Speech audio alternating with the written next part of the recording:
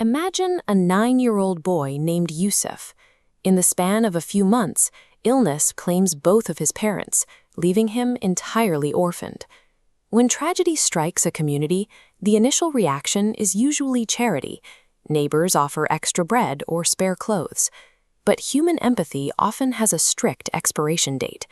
As the months pass, the village's pity turns into irritation, and the handouts simply stop. Yusuf is soon left shivering on the steps of the local mosque. The villagers start avoiding his gaze, openly complaining that the boy has become a burden on the town. He experiences the brutal physical reality of total abandonment. When every external support system collapses and society looks the other way, how does a human being actually survive and build a life from absolute zero? An elderly dervish named Sheikh Abdul Rahman finds Yusuf in the shadows. He takes the boy in, but he doesn't offer a lifetime supply of free food. Instead, the dervish offers a way to rebuild his reality from the ground up. He tells Yusuf that relying on the fragile pity of society will only lead to disappointment. True dignity and actual survival must be systematically constructed by your own hands. This diagram illustrates the dervish's exact blueprint. Destiny, or takdir, is a structure, methodically built through 3 distinct pillars: mehnet, sabr, and tawakkul. Changing your life's trajectory isn't luck. It's a structured process of stacking these virtues to form a foundation no one can take away. The first pillar is mehnet, which translates directly to hard work and physical effort. The dervish starts Yusuf off with a grueling routine disguised as a game. He has the boy carry heavy wooden logs and haul massive jugs of water, rapidly building his physical capacity. But when Yusuf tries to enter the local economy, reality hits hard. He offers his services to the tailor, the blacksmith, and the carpenter. Every single one rejects him, citing his small size and his status as a destitute orphan. Then Yusuf spots a farmer struggling with a massive load of vegetables.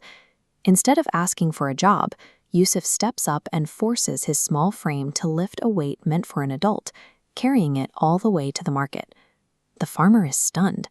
He reaches into his pocket and hands Yusuf a few silver coins. The boy has finally proven his utility to the marketplace. By creating tangible value through physical exertion, Yusuf completes the necessary first step. He transitions from a perceived burden into a self-reliant individual. However, physical capability has a major vulnerability. It is entirely useless if the mind driving it is easily derailed by external negativity.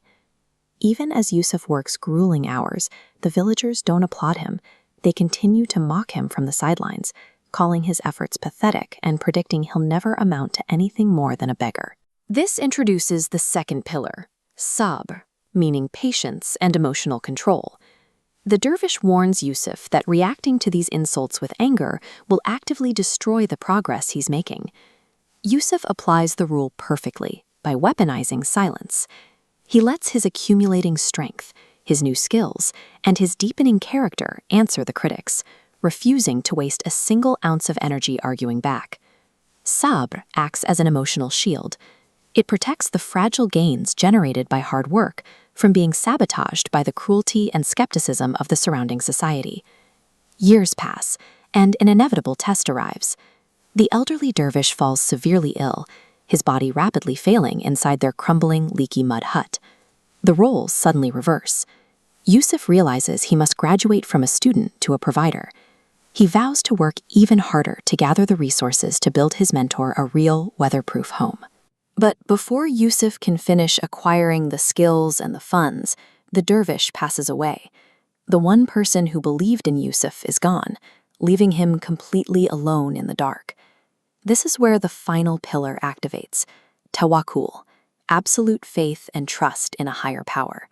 It is the deep conviction that your efforts are witnessed by God, and that true isolation is an illusion. When your muscles are too exhausted for hard work and your mind is too battered for patience, tawakkul anchors the soul. It provides the exact psychological fuel necessary to keep moving forward. Fast forward several years, Yusuf absorbs every piece of knowledge he can from the local tradesmen, eventually evolving into a master carpenter and blacksmith. He fulfills his vow. He tears down that decaying mud hut and builds a solid, permanent brick home in its place, complete with a sprawling neem tree in the courtyard. The societal perception entirely flips. The same villagers who once ridiculed him as a useless orphan now respect him as a community leader, eventually sending their own children to learn his mindset. By strictly adhering to his mentor's blueprint, Yusuf accomplished something remarkable. He inverted his value to society and undeniably rewrote his own destiny.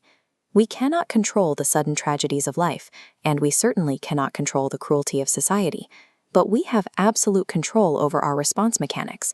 Applying mehnat to forge the body, sabr to shield the heart, and tawakkul to anchor the soul creates a foundation that renders any destiny rewritable.